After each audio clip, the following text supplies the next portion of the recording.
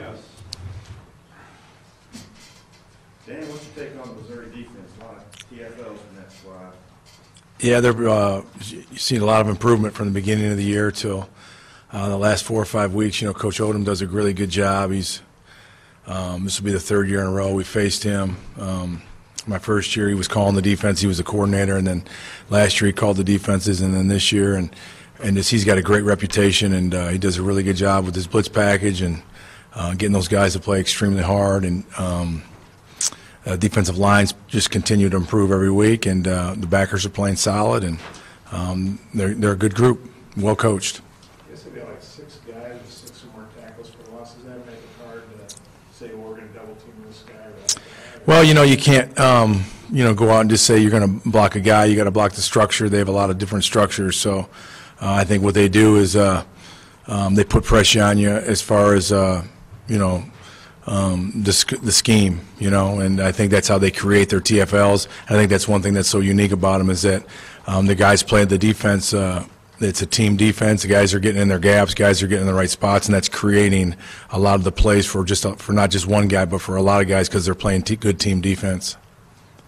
Just like the last 5 games, 45 points, and then about the few as they've scored. Does that put pressure on your offense, just knowing how much they can score? Well, yeah, if it gets going like that in the game, it certainly does. You know, you don't want to waste any possessions against a team like that. And I think one of the big things we can do to help our defense and help our team is to get first downs and stay on the field and control the clock and try to limit their possessions and limit their time out there. So I do think that'll be a real key to the game. From what I understand, they're very explosive on offense, and I know their quarterback's playing at a very high level. You think Austin was more efficient in the last game than LSU? Tough to say. I'm trying to think back to the LSU game.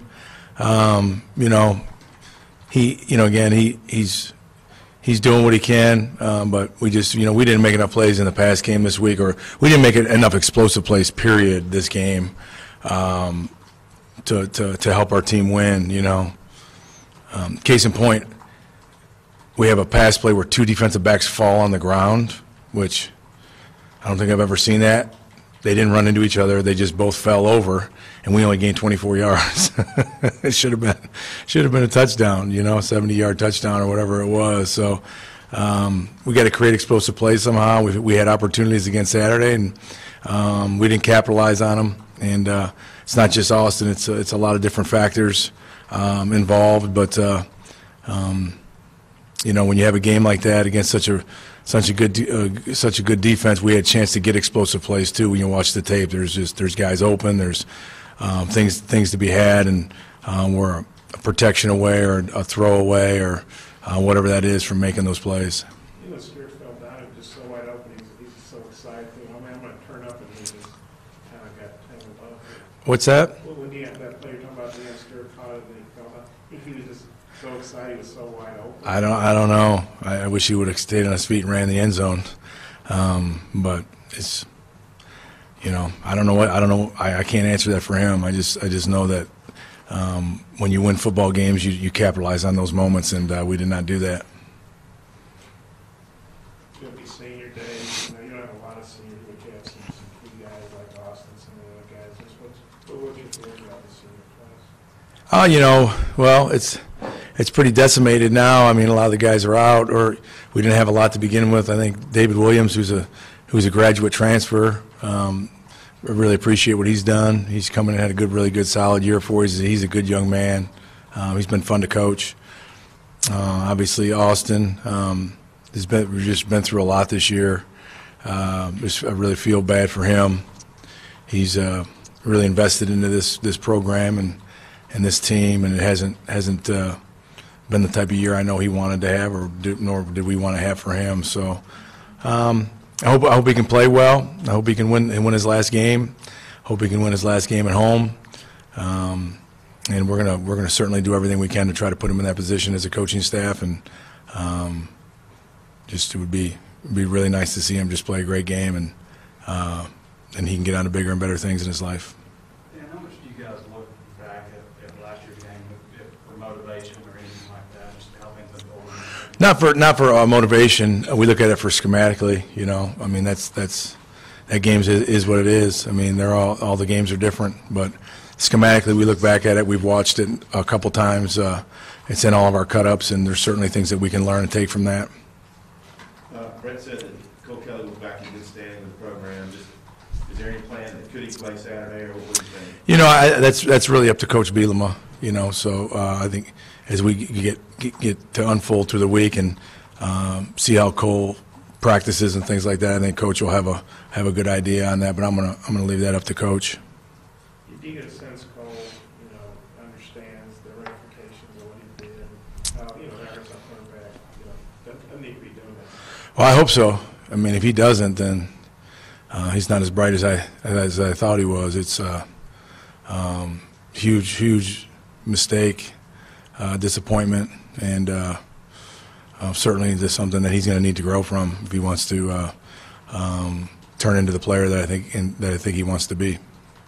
And have you sensed the remorse I've only been around him just for a short time yesterday, to be honest with you, and I think he's got a good heart. I certainly know he has a really good family, and he's been raised the right way, and he's a good. I think he's a good kid with a good heart, and I think he's a young kid that made a big mistake, and I know certainly all of us in this room have made mistakes as well. So hopefully it's something he can learn from and not repeat it. The offensive line situation, just how do you kind of grab that? I don't know if you got any ideas. Let us know. It's been difficult, guys hurt. We're on our third center. Dylan Hayes plays for the first time. It's just it's been difficult. We're just trying to get him reps. The problem is during the week is you try to anticipate. Well, if this guy goes down, you get guys reps with the twos, but you can't cover every scenario for every situation, and we're just getting low on bodies. I think we only traveled 9 linemen Saturday, and we got 2 of them hurt, so we were down to 7. So I was hoping no more would get hurt. I thought they might put me in at center or guard. I was hoping that wouldn't happen. I wouldn't hold up very long in there. But Kurt will do a good job of getting those guys getting reps in different places. And the unique thing is that I don't think I've ever been in a season where you've had all these centers hurt. You know what I mean? It's not just a guard or whatever. It's your center. So we'll have to continue to get another center ready, probably 2 more centers ready as well. So that'll take some time and some preparation this week. I think Brandon Martin, hopefully we can get Devion Warren back from his injury. And I'm trying to think of who else there is. Who else? Gary Cross. Jordan will certainly continue to play a bunch, but I think Gary Cross and Brandon Martin will be the guys, and then hopefully we can get Devion back. I think Devion is starting to do some good things. I think he's a good football player with a bright future. Well, we teach a lot of them how to snap, but Dylan Hayes will be a guy that'll have to snap, and obviously Jake and Yelda. If we can get Yelda back, he can snap some. And then I'm trying to think of one of those tackles we had snap. Johnny Gibson, I think, is the other guy we had snap a little bit too. So. What's kept Jalen Merrick from getting on the field? Just his, practice habits. I mean, he might play this week, and if he can have a good week of practice, and it's been really inconsistent in practice with the playbook and with the strain, and that's all we can base our decisions on is how they perform in practice. So he'll do things here and there to get you excited, and then he does things to unexcite you, if you will, if that's a word. But he may get an opportunity this week. So hopefully he can have a really good week of practice. So everybody feels good about putting him in the game. I know Hayes, you played offensive line before, then you got moved to defense. I guess maybe a month or so ago, so you got moved back to offense. I just think he did going in there and playing the guard. He did an admirable job for a guy that's played his first time. He made some big mistakes in there. Again, and he got overmatched in there a little bit. But when you go back and you look at it and you think this was the first football he's ever played here, and He was a defensive lineman 3 weeks ago. He did an admirable job. He's a tenacious guy. He's a tough guy. I think he'll be a good player here before it's all said and done. But, you know, it was tough sledding in there for him on Saturday. Dan, I know we don't answer this, but Gerard Barnes played early in the season. Is he redshirting medically, or is he? Yeah, you know, I'm not exactly sure about his situation. Sorry, I meant to ask. No, it's okay. And Austin said there was a miscommunication on the 4th and 2. Kind of what should have happened there? Did he not get a clean release? Yeah, it was, you know, it was not very good. I guess there was not very good technique used, and it wasn't how we had practiced it for the last month. You know, so it was just, it was one of those things, you know. But when you've played competitive athletics and you've coached it, you know, there's the term I always use with the quarterbacks, you know, you can live in your hopes or you can live in your fears, and we try to live in our hopes and we try to win games, and you know, we had a play ready to go and guys didn't execute it, and sometimes that happens and sometimes you do it, but you know, in hindsight we'd do it all over again. I thought that Nance could circle on the very play before, so it's not like you got our 6 play before and you kind of think, well, what do we want to do because we don't have Nance? You got to make a Nance decision. Yeah, it was kind of the perfect storm in a negative way for us, because we started calling the play immediately and before we knew anybody was hurt, and then they were all lined up, and you know, we got it substituted quickly, you know, which was good. And again, we've repped this play for a long time, not just for a week, and all the guys have had reps at it. We've repped all the flankers at that play, and you know, obviously overstayed the obvious, didn't do a very good job and wasn't successful. There's a lot of speculation about what's going on with this coaching staff. How are you guys handling that, just dealing with that? It's not fun. It's not good. You know, it's hard. It's harder on the families than it is us. You know, we get isolated and we're in here working and coaching and you know, doing our deal. I think it's you know, it's really difficult on the kids and the wives, you know, because they're out in the community, and kids hear things at school and things like that. And it's a really tough part of the business. It really is. And I know people say, well, you decided to be a coach, you knew what you're getting into, and all. Yeah, you know, that's true, but you know what, my wife and kids don't deserve that, and neither do all the other coaches. And so that's what makes really it's hard. It's hard on us because of that. You know, again, you know, we can take it, we can handle it. Obviously, when you're 4-7, we know people aren't going to be running around trying to have a parade for us or build statues of us out in front of the stadium. We get all that, but it's tough to watch your family go through stuff. But you know, I just use it as continually use it as learning moments for my children.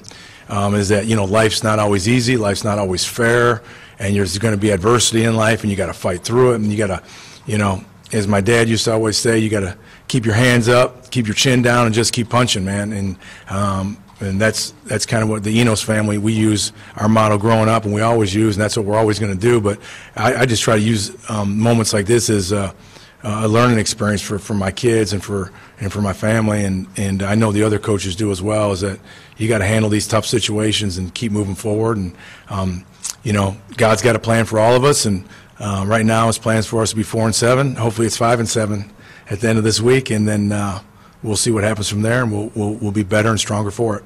Is that something where you talk to, like maybe after a tough watch, you say some of your kids, hey, you might hear something at school today, or do they go home and say, hey, Dad, somebody said something about it? Hey. You know, they're both old enough now where, you know, I don't say they kind of expected it, but I think they knew that somebody might say something, you know what I mean? And they you know, one of them has said that people at school have said things, but, you know, but yeah, my wife does a great job of prepping them, if you will, and coaching them up, you know, and just, hey, you know, try to give people grace, and, you know, and try not to fly off the handle. And that's what the only thing I worry about is, you know, is when people say stuff is, you know, your kids love their dad, you know what I mean, love them, and they don't want anybody hurting them or saying anything negative about them, you know what I mean? So I just worry more about that, of them just, hey, just, you know, water off a duck's back and let it roll. And you know, God's out in front of us always, and he's fighting our fights for us, and He's making our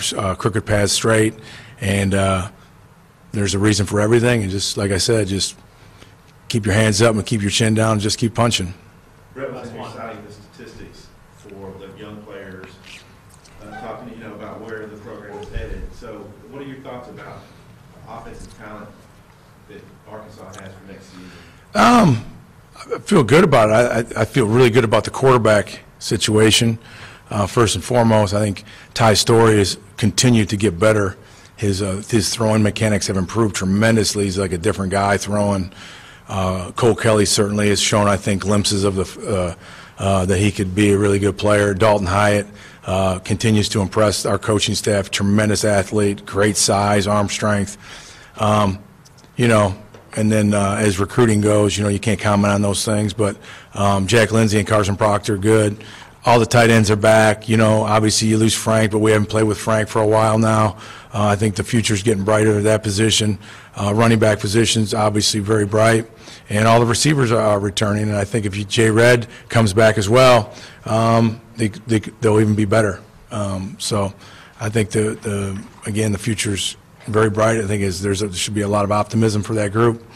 Got to continue to get better in the offensive line, continuity, consistency, keep developing it, keep recruiting it, and so that you constantly have older guys playing and younger guys you're developing to move into those situations. So would like to see one of the wideouts emerge as a guy, you know what I mean? And I think Deion Stewart's had an opportunity here the last few weeks to create that buzz.